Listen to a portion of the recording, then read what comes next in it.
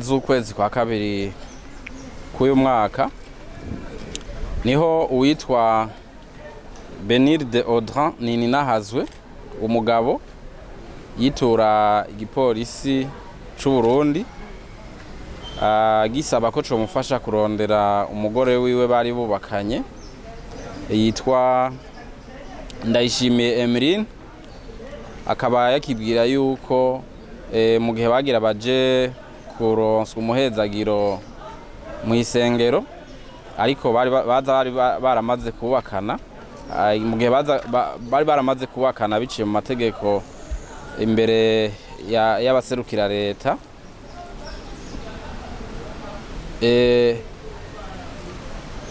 Igihe rero bagira baje kuronswa umuhezagiro mu isengero ngo niho yaciye amutoroka, arazimya n'amatelefone yiwe yose.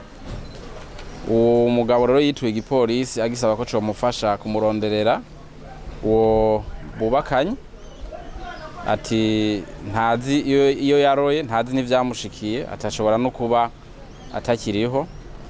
Hanyuma niho igipolisi camenyesha inkuru, gihamagaye abamenyesha amakuru, kiranasaba yuko umuntu wese yobona uyu mupfasoni Emeline ko yoheza akamenyesha igipolisi kubera kuko umugabo wiwe ariko aramurondera. Hanyuma rero ubu rero haciye hafi amezi 3 arenga kuva ivyo bibaye, niho mu ndwi iheze uyu mupfasoni Emeline Ndayishimiye yahava yitura igipolisi cari ko kiramurondera. Hanyuma rero igipolisi uno munsi twari twabahamagaye kugira ngo tumubereke mumubone koko uyu muntu yari yavuzwe ko mbere n'ibintu vyinshi, yandikwa ko n'ibintu vyinshi kuri za gihuri, mumubone yuko uno munsi ahari kandi ko ari muzima. Nivyo murabona ko yahindutse, murabona ko atagisana ya mafoto ya cagihe bagira ubugeni imbere y'userukira leta. Murabona ko asa n'umumerewe nabi bivanye n'ivyo n'ukungene yarabayeho muri aya mezi 3 yose arenga. Uyu rero akaba igipolisi kuva acituriye caciye gitanguza amatohoza yimbitse kugira kimenye ivyabaye n'ivyashikiye uyu muntu ivyo arivyo. Rero igipolisi kiriko kiramutohoza ko kubijanye n'icaha co guta urugo, ko twabivuze yuko yarasanzwe yubatse vyisunze amategeko, yarataye urugo. Ico naco n'icaha musanzwe mubizi gitegekanijwe n'igitabo mpanavyaha c'u Burundi ku mu ngingo yacu y'amajana 556. Kiranamutohoza ko kandi ibijanye n'ububeshi no gusesaguza imiryango, mbere no gusuzugura no gufata minenegwe imiryango hamwe n'inzego za leta, ko murumva yuko n'ubuserukira leta yari yarabaganishije vyisunze amategeko. Aha rero ikindi twomenyesha nuko aya mezi 3 arenga yari yayamaze ari ahantu yari yajanywe n'ishira hamwe ry'abakenyezi bizi vy'amategeko, aho bakaba bari bamujanye bamugaranira aho hantu, akaba atarafise uburenganzira bwo kuva mu cumba, icibagiwe coco no kurengana urupangu. Akaba atarafise uburenganzira bwo kuvugana n'abantu akoresheje telefone, ntiyashobora gukora kuri telefone yiwe muri aya mezi yose. Akaba mbere atarafise n'uburenganzira bw'uko ari umuntu numwe aza kumuraba ngo amuganirize kuraba ivyiwe, nubwo yoba ari umuvyeyi amuvyara, nubwo yoba ari uwo mu muryango, nta numwe yarafise uburenganzira bwo kumushikira muri iki gihe cose. Muca mwumva yuko rino shirahamwe ryamugiriye ari ibidakorerwa abantu.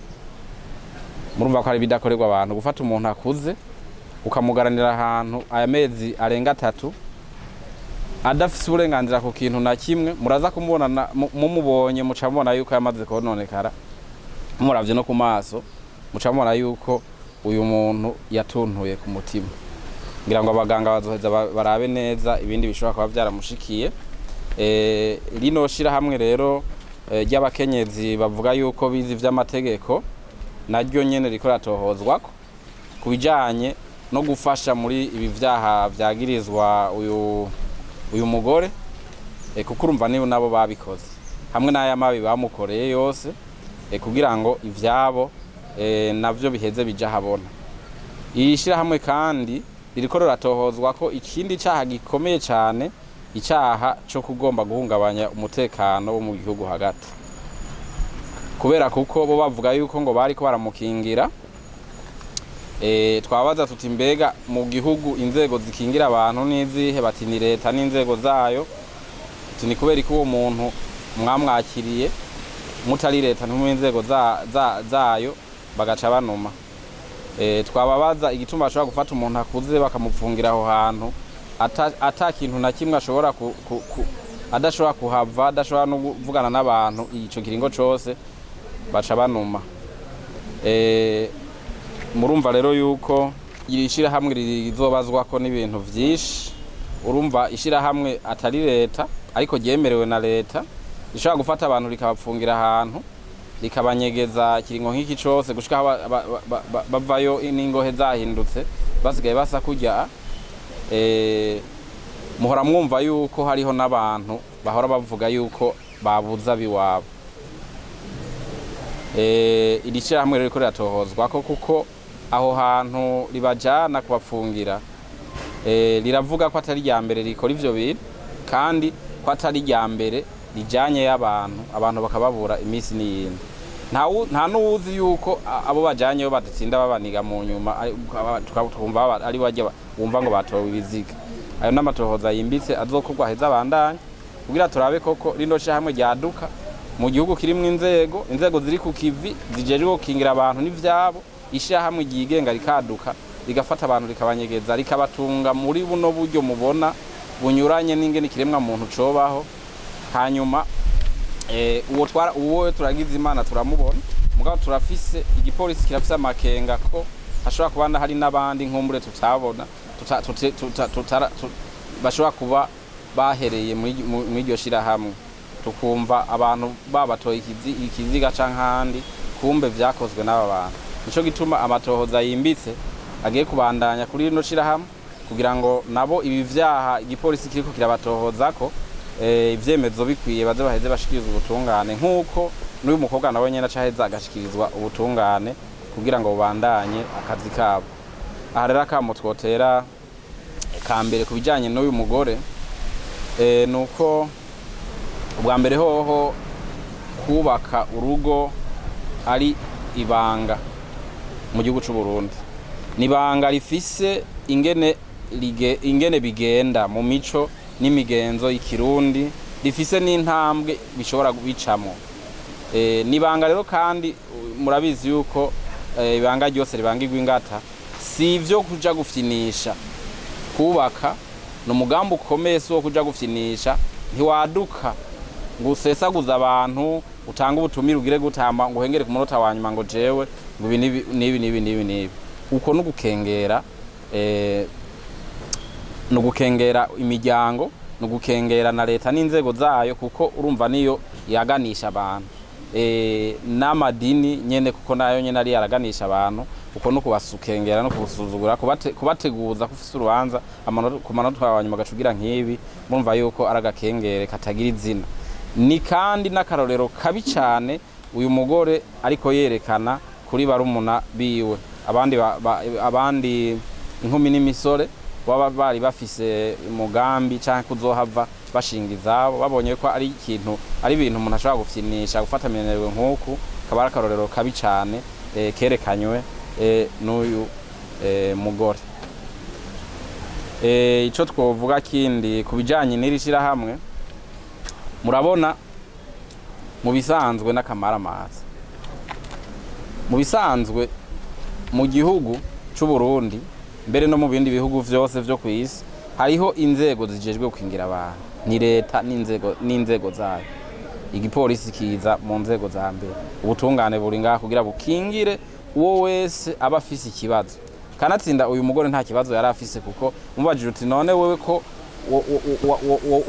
dufashe ko wahungiye kw'iryo shirahamwe wahunze iki, nta na kimwe ashobora kwerekana, kuko nta muntu n'umwe ariko aramwiruka inyuma, ahubwo uwamurondera kugira ngo bahezagirwe, kuko bari baramaze kubaka n'umugabo n'umugore gushika no munsi. Muca mubona rero ko ivyo yakikoze ari ibintu bimwe bahora bita ngo ni nkinamico, ibintu vyo kugomba kuresha gufyina n'ibanga rikomeye nk'ibanga ryo kubaka. Nibanga abantu bajamwo babanje kwiyumvira neza, babanje kwitegura neza, atari ibintu vyo kuja gukinisha. Ishyirahamwe rero rishobora kwaduka bikagomba gusubirira inzego za leta je gukingira abantu n'ivyazi, mbere ahubwo ntirinabakingire rigaca bibafata nabi, ku buryo usanga umuntu avuyeyo azasa nk'uko mubona uyu muntu asa. Aha twagomba tumenyesha aya mashirahamwe ko akwiye kumenya ivyo ajejwe n'ivyo atajejwe, kuko aya mashirahamwe agisaba kwemererwa nta na hamwe yigeze avuga yuko muri ya mateko ayagenga yuko akazi kayo kazoba ari ako gufata abantu ngo bajane kubafungira mu mazu ikiringo nk'iki, babasohoreyo basigaye babenje, basigaye basa nk'uko. Ivyo binyuranye cane n'amategeko bashikirije igihe basaba kwemererwa. Nico gituma amatohoza azoba kuri ibi vyaha vyagirizwa no shirahamwe, abe kandi no kungene no mu bijanye n'intwaro kungene yemerewe, barabe neza ivyo yari yasavye mu kugira yemererwe, bibaye ngombwa banarihagarike canke barifute burundu.